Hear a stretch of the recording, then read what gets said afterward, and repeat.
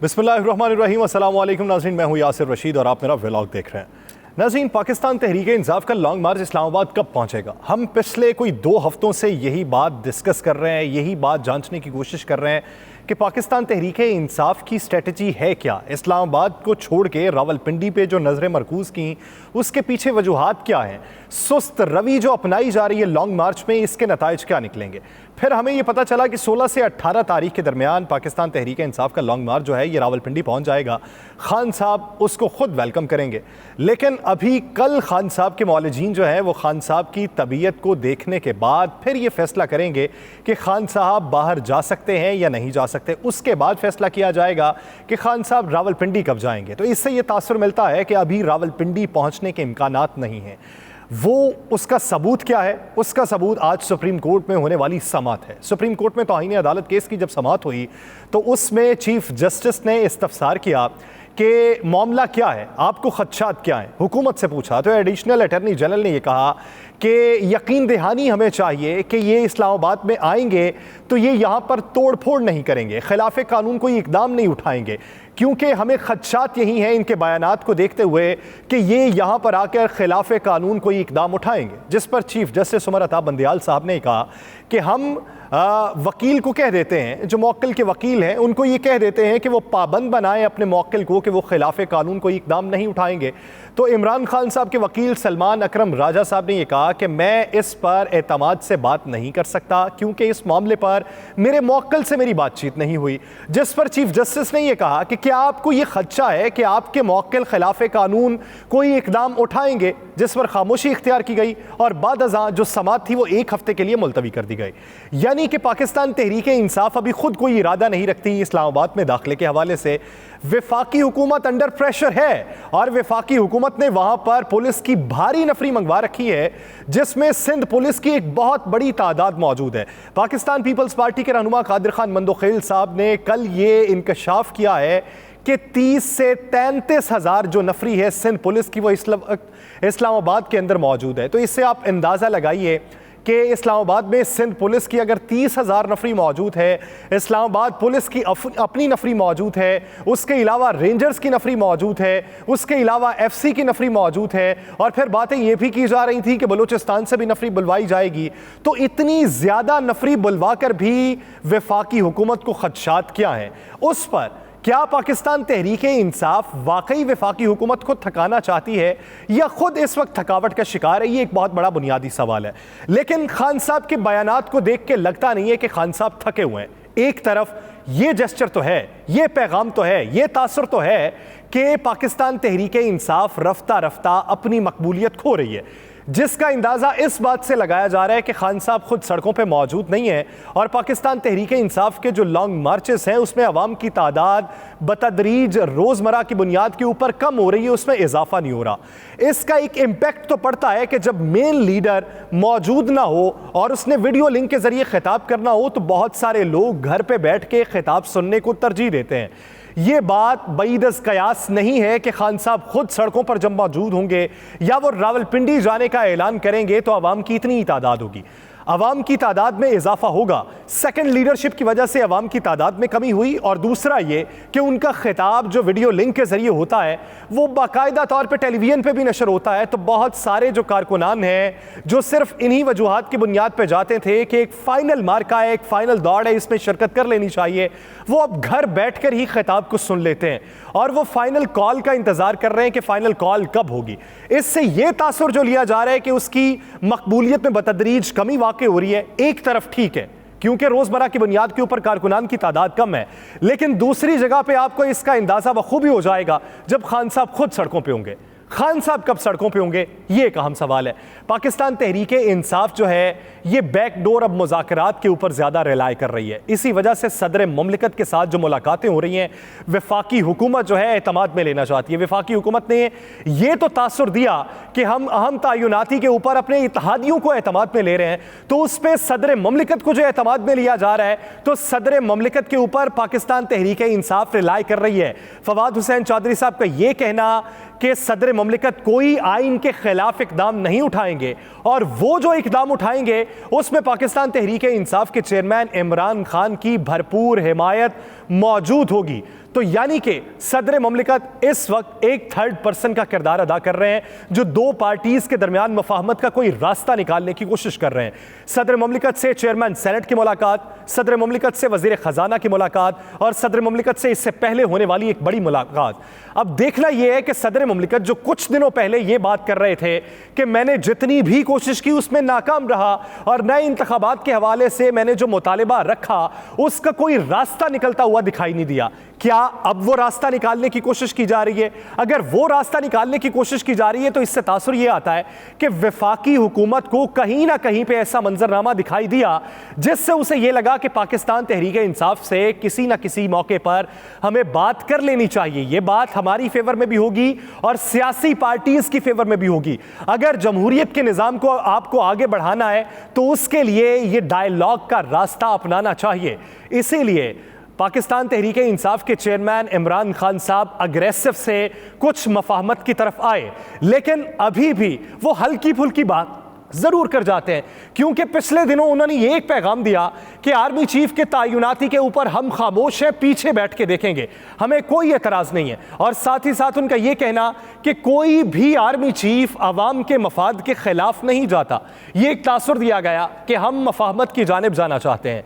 लेकिन आज के दिन सहाफ़ियों से गुफ्तगू करते हुए चेयरमैन PTI ने फिर वही पुराना पैगाम दे दिया।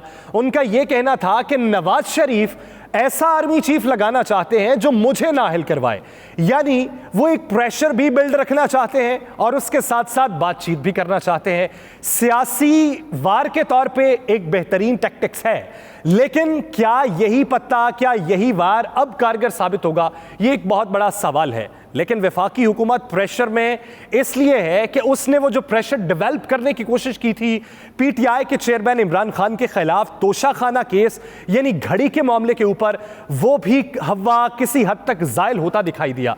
हमने माजी करीब में ये देखा कि जिस भी सियासतदान के ऊपर कोई बड़ा फ्रेम किया जाता था, उसके ऊपर लेबल लगाया जाता था, उसके ऊपर कोई मामला उठाया जाता था या कोई केस की बाज़गश सुनाई देती थी, तो कुछ अरसे के लिए वो सियासतदान खुद या उस पार्टी के तर्जुमान उस मामले के ऊपर खामोशी इख्तियार करना बेहतर समझते थे। ये हमने माजी करीब में मुख्तलिफ केसेस देखे हैं।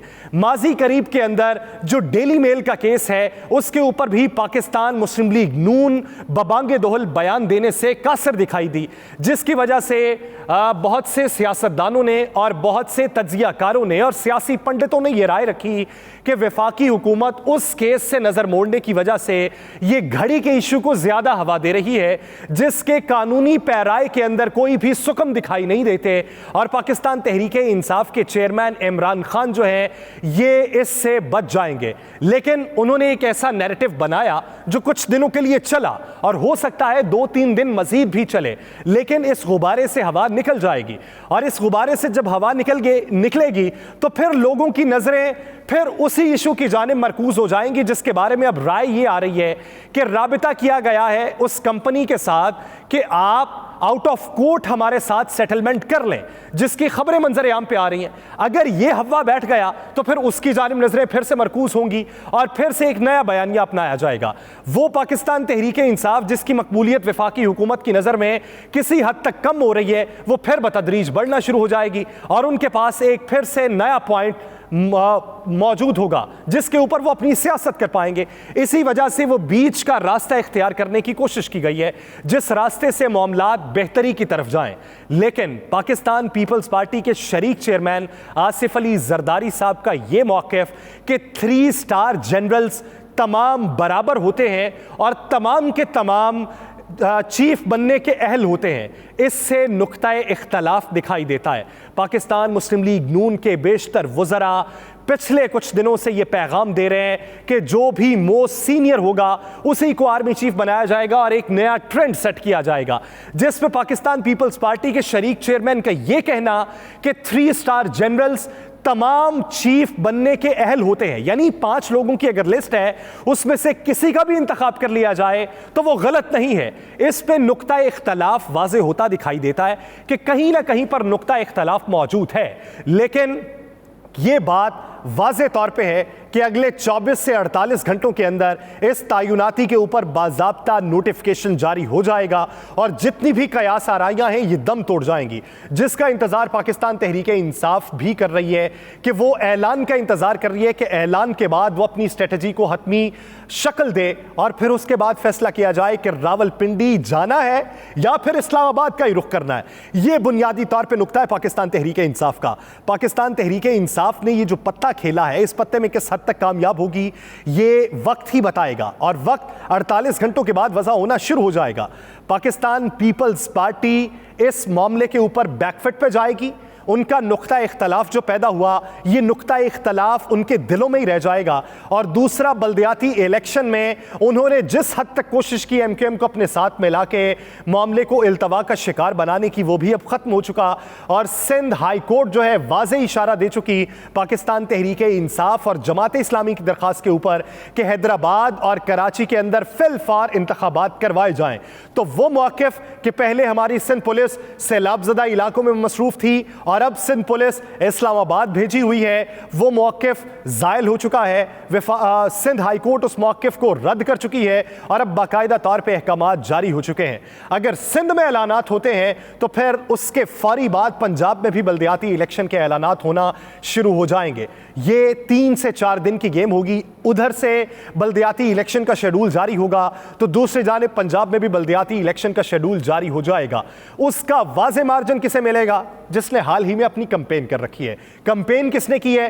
पाकिस्तान तहरीक इंसाफ ने लॉन्ग मार्च के नाम पे कैंपेन की है। और लॉन्ग मार्च के नाम पे कैंपेन इन वजूहात की बुनियाद पे की कि पहले जो रूट मुतय्यन किया गया उससे हट के उन इलाकों को भी टारगेट किया गया जिन इलाकों में पाकिस्तान तहरीक इंसाफ की माजी करीब में तंजीम साजी हुई, लेकिन पेपर वर्क जो पेश किया गया उसके कोई नताइज सामने ना आ सके। वो नताइज लॉन्ग मार्च की सूरत में इन्होंने वसूल किए हैं, जिससे उन्हें ये मंजरनामा वज़ा होना शुरू हो गया है कि पाकिस्तान तहरीक इंसाफ अगर बल्दियाती इलेक्शन में जाए तो उसे मार्जिन मिलेगा। पाकिस्तान मुस्लिम लीग नून अभी पसोपेश का क्यों मुजाहिरा कर रही है, ये इस वक्त जहन से बालातर बात है। बल्दियाती इलेक्शन अगर आपके सर पे हो, उधर से आप एज निकाल सकते हो और आप उधर तवज्जो भी ना दें, कैंपेन चलाने की कोशिश भी ना करें और आपको यह भी लगता हो कि अभी जो कैंपेन चलेगी वो जनरल इलेक्शन की कैंपेन भी होगी और उस पर भी आपकी तवज्जो ना हो, तो उससे मामलात यही वजह होते हैं कि बुनियादी तौर के ऊपर वफाकी हुकूमत की तवज्जो अभी जनरल इलेक्शन की तरफ नहीं, जनरल इलेक्शन में अपनी मकबूलियत की तरफ नहीं, जनरल इलेक्शन में अपने टर्न आउट की तरफ नहीं, बल्कि किसी और मामलात की तरफ हैं। और वो मामलात अगर हल हो जाएं तो फिर उन्हें यह लगता है कि सियासत बचती है, बचे, नहीं बचती तो ना बचे, मामलात बच जाएंगे। किस हद तक बचेंगे, वक्त का इंतज़ार कीजिए, लेकिन वक्त कम है। मुझे दीजिए इजाज़त, अल्लाह निगहबान।